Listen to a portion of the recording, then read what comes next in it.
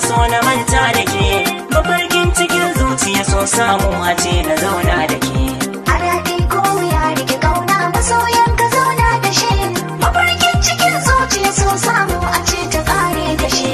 Wasu ba su so kallabi ya tara wani, ni kwake na bara gama da tintintini, tun da san kiya adame da ban magani.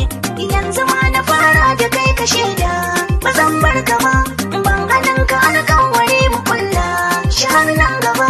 Mun gamo da sa'a batu na sharrin gaban mu mun tsallake. A daɗi ko wuya rike ƙauna masoyan ka zauna da shi, mafarkin cikin zuciya so samu a ce ta ƙare da shi. Kwai jini cikin zuciya